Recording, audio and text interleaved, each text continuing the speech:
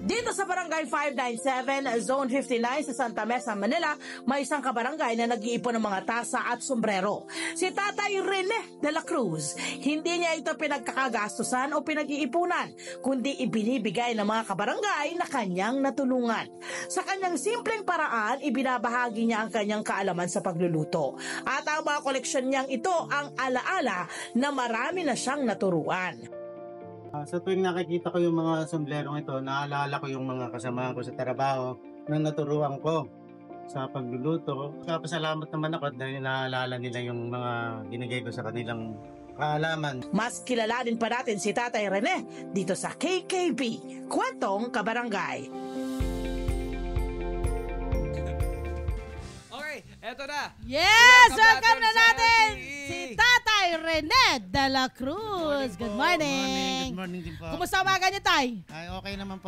Busy tayo ngayon. Ayan. At syempre, batiin niyo po yung ating mga nanonood sa Net25. Binabati ko po ang mga lahat na nanonood sa Net25. Yan! Magandang umaga po sa inyong lahat. Oo. Umaga, My sir. friend, Ayan. ang ganda ng nalaman natin, retired chef.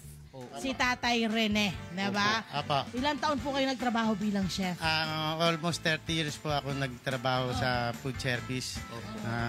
As a chef. Abroad? Dito Hindi, sa Pilipinas? Dito lang po yun sa Pilipinas. Oh. Sa mga... Pero tatlong company po yun. Yung una pinasukan sa nyo. Makati, sa Isang food company po. sa ano yon, yung fine dining restaurant sa Makati, Yes. sa Ayala. Then yung pangalawa sa University of the Philippines. Okay. Yung Asian Institute of Tourism Hotel. Yes. Ako yung naging executive chef. Wow. Tapos itong the rest kong 23 years, nagtrabaho ako bilang chef diyan sa sa isang semi-fine dining restaurant sa Pilipinas. Chef, Yes, my friend. Thank you, my friend. Chef, ano ang specialty mo, Chef? Actually, halos lahat po yung napag-aralan natin eh. Yun ang kagandahan, meron din pag-iba-iba. tayong Italian food, Yes. Filipino foods.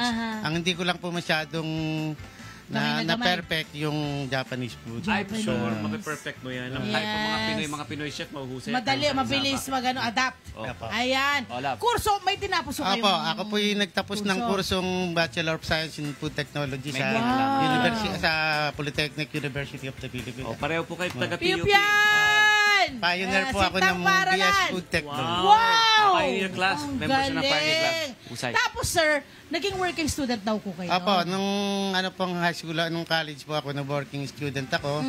At the same time, yung kinikita ko, tinutulungan ko yung mga kapatid ko mag-aral ng college. Galing, friend. Pero Doble puro po doble. kami taga-PUP. Aba, syempre. Opo. Alam mo kung bakit? Sa totoo lang talaga, ang PUP ay taga-save, taga-salba ng mga kabataan na gusto makapag-aral. Mura po ang Dahil sa tuition. sobrang mura ng tuition fee. Apo. Sa akin, 300. Sa inyo, ilan? Ako po, inabutan ko 150? 29 units, 280 ata. Yan. Wow. Ganun.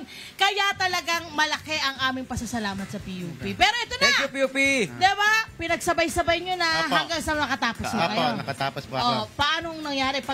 Pagkatapos nyo ba agad, meron kayo napasukan? Opo, pagkatapos ko po, yung sinabi ko nga kanina na nakuha ako ng isang fine dining Ang bilis restaurant agad. as a assistant cook.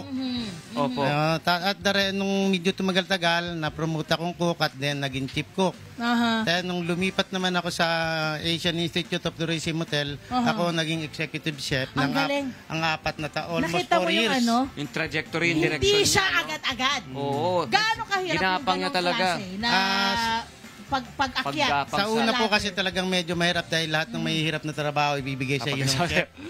Nagkaroon din po ako ng mga chef doon na foreigners, Russian, Yes. Italiano. Aha. Ay medyo iba yung ugali po no, kaya naranasan natin yung mahigpit sila. Oo, syempre meron kasi silang standard na gustong sundin. Pero Opo, ang meron. maganda balita yan po, lahat na pick up nyo at na-apply nyo po sa inyong Na-apply ko at the same time. Naituro ko din sa mga Yun na. Pasa. Sa mga bata. Mga bata na kasama ko sa trabaho. Oo. May kinalaman, kanina po kasi nabanggit namin na meron ka raw koleksyon ng mga tasa at sombrero. Ito ang Apo. babanggitin natin ngayon. May kinalaman ito sa kanyang ginawang pagtuturo, pagpasa ng legacy. Ako po yung natutuwa dun sa mga naturuan ko dahil Ayan. pag nagbabakasyon sila sa Pilipinas, yung mga seaman, sinasalubungan po ako ng mga sombrero. Oh. Pwede natin 100 makita. po. Ang dami At saka, ng sombrero. yung mga cap, dahil alam po nila, Mag. lagi ako nakasombrero. Ayun, parang ito. Pwede ba na? Opo. Laging umiinom ng kape. So marami tayong tasa, mga mug, cup at sombrero. Inireregalo ito ng mga estudyanteng natuturuan mo Apa. bilang pasasalamat. Apa. Balita ko, maaari po bang makita? Pwede po natin Ayan lang makita. po sa- Oh, Ayan, mamaya. sige po, ha. Pupuntahan Tignan natin, ha. yun. Sige. Pupuntahan natin yun mamaya. Ayan, ako. Mamaya. At syempre, Tay, gusto naming malaman mula sa inyo, yung bang pagregalo na ito ay, ano to, parang sino ang nag-start? Kasi parang ang dami naman, isang Apo. daan. Paano nalaman na si Sir, ang gusto lang Hindi, niya kasi alam po niya kasi na tuwing papasok ako nakasombrero ko. Kaya yun siguro naisip niya, si Chef mahilig sombrero, Oo. yan na lang ibigay natin. Mahilig magkape, bigyan natin ng kape. Yun po ang ano. So, ngayon ay ilan po ang tinatayang bilang o number ng mga naipon yung cup siguro at po may mugs? higit 100 yan, tapos yung cup ko may higit 100. Pero pa po yung mga pinamigay ko. May napapagay pa kayo. Marami So, po ako ibig pinamigay. sabihin, safe na sabihin na yan po ay yung dami ng mugs at cups nyo, yan din po ang dami ng mga estudyante na natulungan nyo. O Hindi higit naman pa. po ganun kadali. Yung po iba kasi 3 ko magbigay, 2. Abay, marami pa rin yun. Marami pa rin, Tay. Dami Yan na natulungan. At hindi lang yun, my friend. Hindi lang mga estudyante, mga estudyanteng yan, ang tinutulungan ni Tatay. Kapag nag-open daw po sila ng mga restaurant, kayo daw ay tumutulong. Paano kayo tumutulong? Tinutulong ako po yung mga iba rito na may mga experience Sa sa barangay natin. mga restaurant. Dito sa mga kabarangay nyo. Sa barangay namin na nagsasabi sa akin na wala daw silang trabaho. Sabi ko, ano bang experience mo? Galing daw sila sa mga food service. Sige, sabi ko, re-recommenda kita. Marami akong Nai-rekomenda ang mga Kanyang kabarangay. ginagawa, di ba lang? Ang galing, no, my friend? Oo. Parang meron siyang tinuturuan ng mga restaurant or mga food Tinutulungan niya. company, tinutulungan niya. Pero, meron pa rin Kapalit. nagiging kapalit. Kasi yung kanya mga kabarangay naman ay natutulungan ng mga restaurant na to para Oo, magkatrabaho. parang tulungan Magkatrabaho natin yung po, restaurant, para magkatrabaho. pero tulungan mo yung mga kabarangay ko na magkaroon ng trabaho. Yes. Ano yung madalas yung pong ituro dito sa mga estudyante nyo na ito? Yung ano po, kasi nakasign niya po ako sa pagluluto, kaya yung iba't ibang klase ng pagkain, yun na naituturo ko sa kanila. Yung step by step talaga. Pati yung mga standard ng mga pagluluto, pati yung mga tamang temperature sa mga Yes. pag-stock ng mga pagkain. Oo. Ito po bang inyong ibinabahagi, meron po kayong mga ilan na mapipili na parang pwede nating i-advise sa kanila? Alam ba, yung mga nag-umpisa po, gusto maging katulad nyo? Yung ano lang, magtiyaga lang sila, huwag nilang isipin na sila hindi matututo. Magtiyaga lang, talagang ang mga chef minsan, kagagalitan sila. Tanggapin lang nila yon dahil talagang doon nagsisimula yun. Matututo ka doon. Ako nga, yung dating mga Russian chef ko, hinahampasan ako ng mga frozen tanigi sa harapan Pagka nagkakamali ako ng hiwa. Yung ang maganda sa ating mga Pinoy, marunong tayo mag-pick up ng mga, sige, yung mga, Yes. mga positibo. Ganun naman na talaga mga dapat tulong. ginagawa natin. Tapos yung Correct, correct. Pero sana naman yung ibang Charge to mga experience. wag naman mamimisikal. Wag naman. Wag Hindi naman. naman. Hindi na Wala kailangan naman ganun. yung pagsabihan. Walang problema Oo. po tayo doon sa pagsasabihan kung may maling ginagawa. Oo, wag lang manakit. Wag lang mananakit. Mamersonal. Okay naman tayo. Wala naman chef na Yeah, Ayun, okay naman tayo. Good to know, Ano sir. po ang pakiramdam, sir, na nakikita nyo, yung mga tinulungan nyo, nakikita nyo Umaasenso umaasenso na, sa buhay? nag-abroad. Natutuwa naman ako kasi at least kahit paano tumatanaw sila ng utang na loob ng dahil kay chef, kami natutong magluto.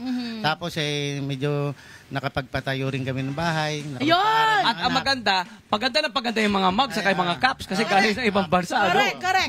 Bukod po doon, may mga kutsilyo din sila binibigay sa akin.